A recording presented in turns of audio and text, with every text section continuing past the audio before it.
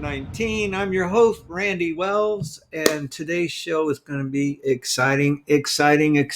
I'm telling you right now. What are we going to be talking about?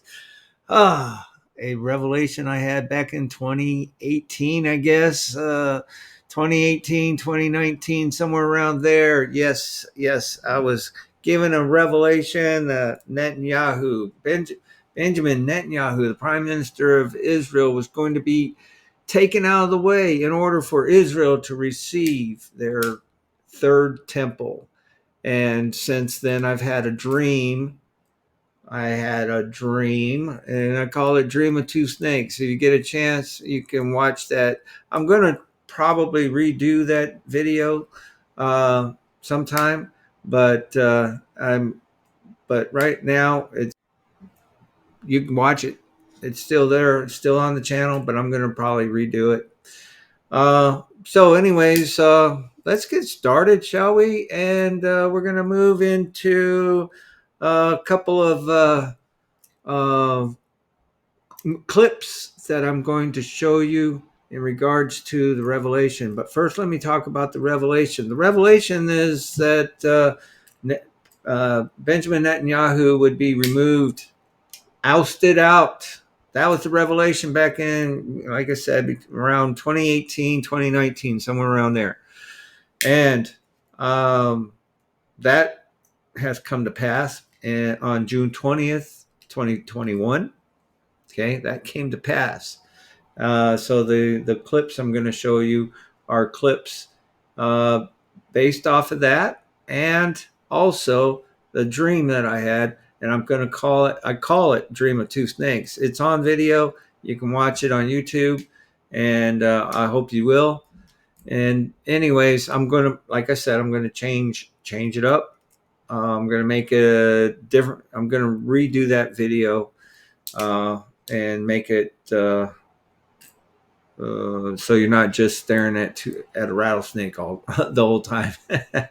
It's more of a listen to than a watch video. Okay, so anyways, hey, stay tuned, and we'll be right back after this message.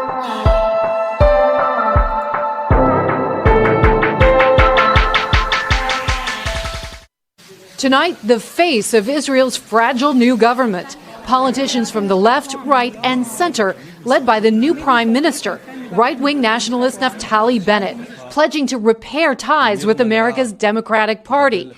The foreign minister today describing them as angry. Israel's new government sworn in on Sunday after an unruly vote. Several lawmakers were thrown out for heckling. Benjamin Netanyahu sat stone-faced as the coalition celebrated. Today, the former prime minister vowing again to bring down what he calls a dangerous government, saying he's the only one who can protect Israel from Iran and stand up to the U.S. president. In world news, with a lawmakers' vote of 60 and 59, Naftali Bennett won a crucial vote in Israel on Sunday, ousting Prime Minister Benjamin Netanyahu, the country's longest-serving leader. The vote set the stage for the country's first new leader in more than a decade. President Biden congratulated the new prime minister, who formed a coalition government ousting Netanyahu from power. CBS 4's Charlie DeGata in Jerusalem has more on the political shakeup. And with that vote, Benjamin Netanyahu's 12 years of rule are over. Good afternoon, friends. Stephen Benoon here with Israeli News Live. And it's kind of a short broadcast. I'm putting together quite a few broadcasts for you guys. We loaded a broadcast over on Patreon a little earlier this evening. Some information that I wanted to share with you about some things that we're finding out. But I know that there's some folks there in Washington that were meeting over Naftali Bennett, the new prime minister of Israel, and what to expect about his new administration as him as prime minister, what his goals are, what the plans are, things like that. So I got to kind of be the fly on the wall, so to speak, and hear about the things that are going on in that meeting, and to know Naftali Bennett's own plans. And even as he had spoke about in this article here from 2014, the building of the third temple, Naftali Bennett has already made it clear that he will be building the third temple within the next 3 years of his time as prime minister.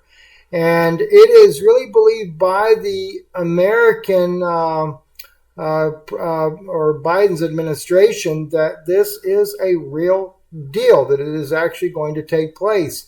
And oddly enough, some of the details that was shared with me are some of the exact same details that were spoken about by the former parliament member Yehuda Glick, where he spoke about that there would not be the tearing down of the Dome of the Rock, but actually they would build a third temple alongside the Dome of the Rock. I did share that with some friends there in Washington, that Yehuda Glick had also stated that. And the Yehuda Glick had talked about that there would be a library of sorts that would be for the Gentiles. It would be between the Dome of the Rock and the third temple, basically a place where the Christians would be able to go. But with that being stated, this is very concerning, very alarming to me, because it is setting up for the Antichrist to come on the scene. And you got to keep in mind too, I really anticipated that something like this would happen with Naftali Bennett, mainly because Naftali Bennett, being that he is a Chabad Jew, a very Orthodox religious Jew, that this is the type figure that they wanted in order to bring about what they call the Mashiach ben Yosef, the Messiah of Joseph, who is supposed to build the third temple, or at least help facilitate that, as well as destroying Israel's enemies. The Sanhedrin is completely reestablished and functional. All of the garments prophesied in the Old Testament for the reestablishment of the third temple, there will be a third temple, are already active. The Temple Institute in Jerusalem is all of the golden pieces that are being put together for the third temple have been built and are ready. The table of showbread is ready. The menorah is ready. By the way, that menorah made out of pure gold, exactly as it was in its original form. Do you know who built that? A Jew from the Ukraine. Paid for it, millions of dollars out of his own pocket, and returned to Jerusalem. All right. So, what do you think so far? The clips, the video clips that you saw, to me personally, okay, I'm just going to say this is me personally, their confirmation to me. And I'm hoping that confirmation can be seen by other people out there, by you folks, okay? But to me, it's a confirmation to me as to what my revelation was a true revelation. Okay, I understand and I get it. Okay, that politicians, they come and they go, they come and they go. Okay, and it's bound to happen. But it is the way it happened. It is the way it happened that I'm believing that it was a God thing. Okay, it was God thing, and it is related to the last days, the end times. It is related to the temple that being built and the Antichrist being revealed later. Okay, it's all leading up to that point. And we know in this world today, and believers and Christians alike, they all know that that's coming. And when I speak about this to on YouTube, I'm not anybody special, okay, and I don't claim to be. But in the last days, he's going to be pouring out his spirit upon the men and children, or the men and young men. And then if they receive a revelation, or if his spirit's being poured out on us for this knowledge, hey, I just got splashed, and maybe somebody next to me didn't, but I, I'm not a prophet.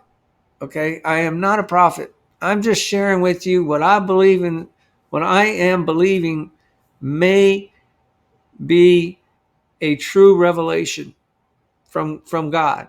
Okay, that revelation being that back in 2018 and 2019, when I received that revelation, it was in regards to Benjamin Netanyahu being taken out of the way, and I believe it was referring, the revelation that I received came to me when I was studying 2 Thessalonians chapter 2 verses 5 through 8, because I wanted to really know if the restrainer in those verses was truly the way most of the church believes it is, or is it, or could it be that they did not understand it correctly? Because I saw I saw Paul, his writings in the first 4 verses contradicted the next 4 verses. So when I saw that, it made me think, wait a minute, if that's the case, then this restrainer can't possibly be who the majority of the church believes it is. I mean, it is, but it isn't. Okay, we can have the Holy Spirit can use, or I'm going to say God, the Father, in this case, I'm going to say God or the Holy Spirit or Jesus, whichever, can use a man in power, okay, to restrain. It's not that man's power to restrain, it is God's power working through that person, because that person has an ideology of beliefs. Then the Lord says, hey, that I need this person over here, and he puts that person in that position. Okay, as a prime minister, he's a man of power, and he was not going to allow the third temple to be approved, not at this time, until a time later on when it can be in a genuine peaceful environment. But at the moment, it was not going to be easy, and it was going to cost a lot of money to police the Temple Mount where that temple was planned to be built. Okay, so he would not approve it to be built on the Temple Mount. No way, no how. Okay, and that's where the Orthodox Jews want it built. They want it up on top of the Temple Mount, and that's where they believe it belongs. So, anyways, we're gonna go ahead and check out this video, these 2 clips, and one of them, or they both are linked. They have information in them that links, I believe it links them to my dream, the dream of 2 snakes. And not just the dream, well, it links them to the dream, but it links them to the research of the dream. My research is going to be seen and heard in these 2 speeches, the UN speech with at the General Assembly with Yair Lapid, and then again exactly a year later with Benjamin Netanyahu. So just sit back and go ahead and watch, and hopefully you'll see what I'm talking about. Okay, God bless you.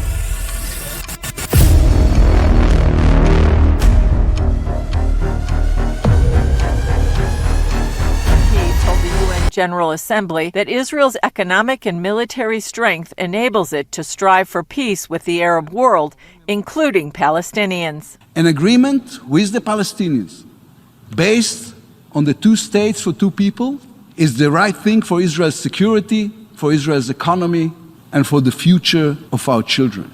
Lapid sees peace as not a compromise or weakness, but a courageous decision. Israel, he says, has one condition: that the future Palestinian state will be a peaceful one.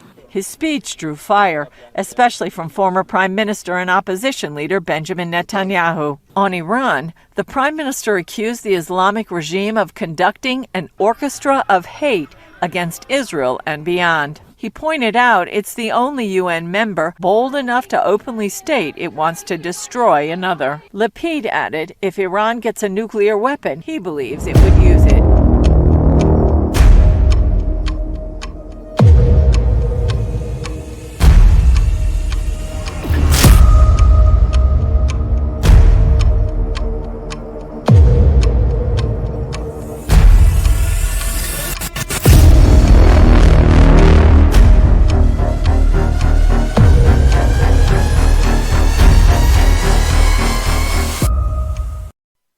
Moses addressed the people of Israel as they were about to enter the promised land. He said they would find there two mountains facing one another. Mount Gerizim, the site on which a great blessing would be proclaimed, and Mount Ebal, the site of a great curse. Moses said that the people's fate would be determined by the choice they made between the blessing and the curse. That same choice has echoed down the ages, not just for the people of Israel, but for all humanity. We face such a choice today. It will determine whether we enjoy the blessings of a historic peace, of boundless prosperity and hope, or suffer the curse of a horrific war of terrorism and despair.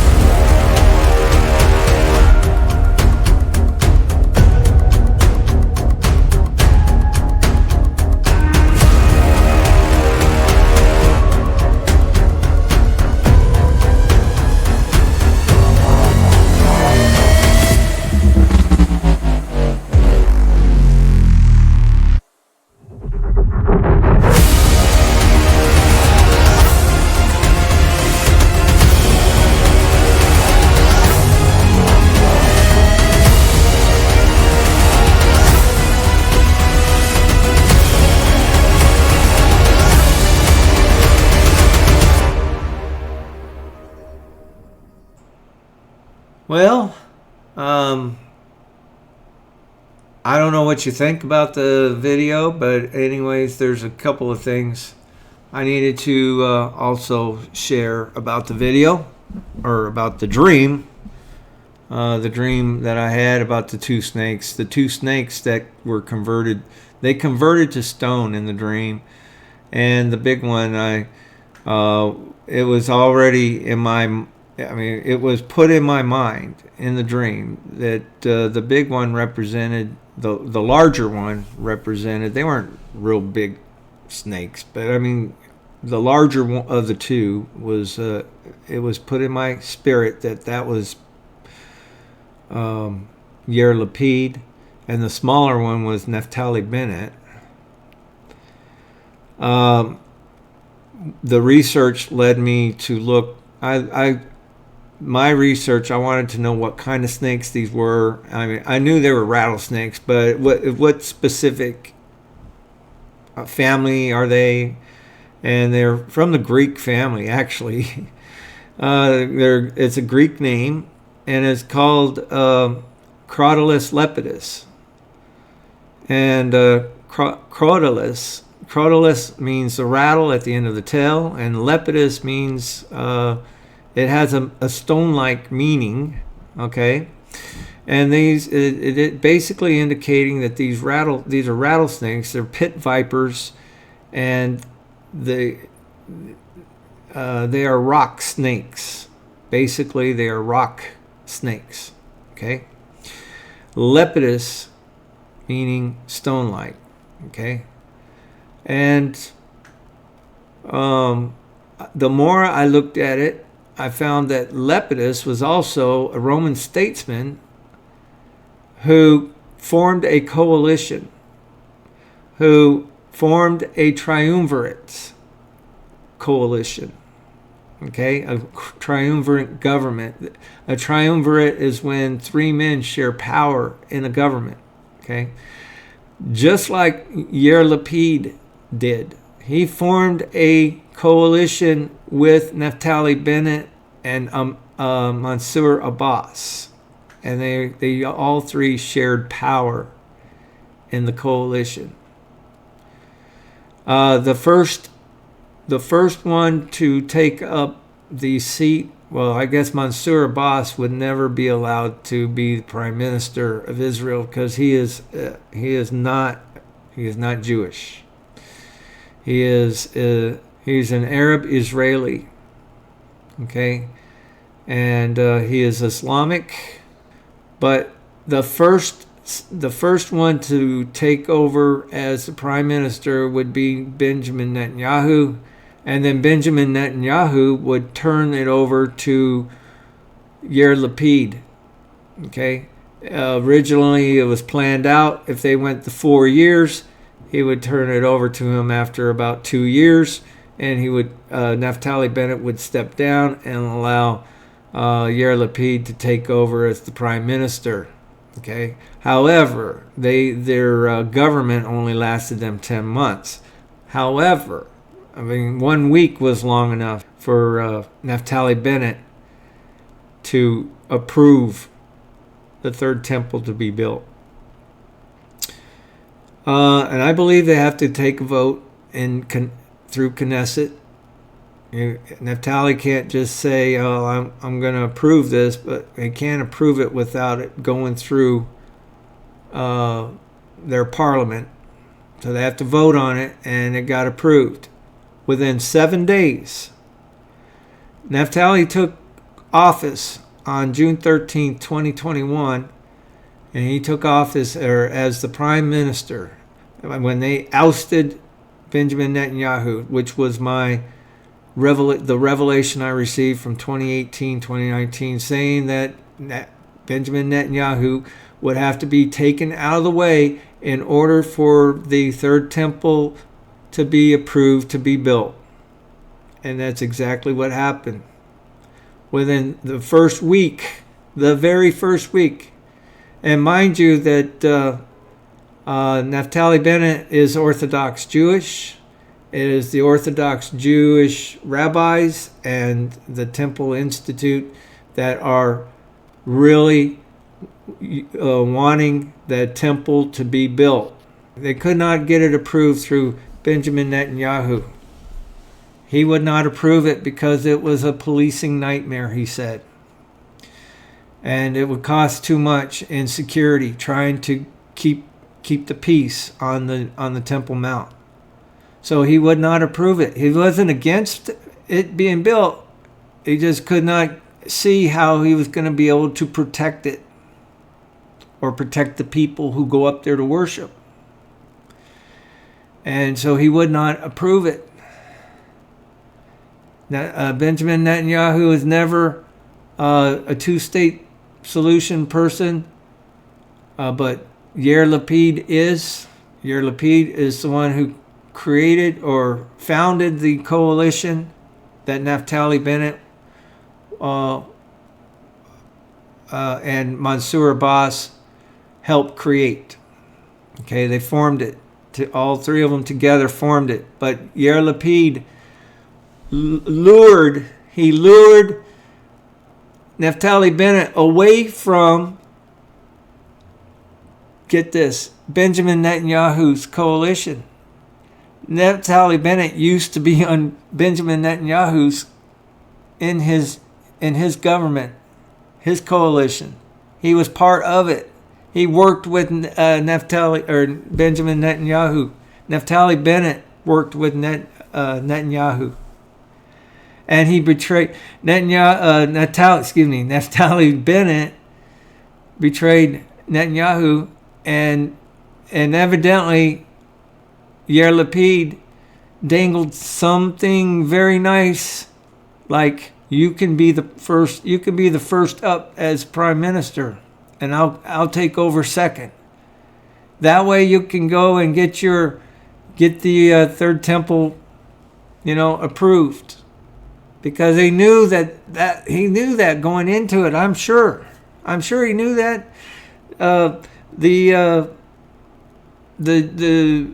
The Jewish rabbis, the Orthodox Jewish rabbis, were on Benjamin Netanyahu, wanting him to approve it for so long. They have the altar already built, and they wanted to place the altar up on the Temple Mount and do a practice run on the Temple Mount with a burnt offering and everything for Passover. For Passover time, okay, they wanted to do that, and they told Benjamin Netanyahu, if you don't allow us to do this, don't count on our votes. And there's a large majority of Orthodox Jews who are voters, and he said they told him that you will not win. You will not win. And he didn't win. He didn't win four consecutive times. But he remained in power for 2.5 years after losing 3 consecutive times, and then the fourth time he lost again, and that fourth time was what took him out of the way. And that was because of the coalition that Yair Lapid started. Yair Lapid. I said Lapidus means stone-like. Lapid means stone-like. Lapid means lapidify, means to convert to stone, just as like Peter means convert to stone, or petrified means convert to stone. I believe that Satan has his version of Peter, just like Jesus has Peter, but Satan has his version of Peter, and that was Lapid. And Lapid, it's like the story, on this rock I will build my church. On this rock I will build that temple. You're watching Revelation Minister 19. Thank you again for watching. God bless you.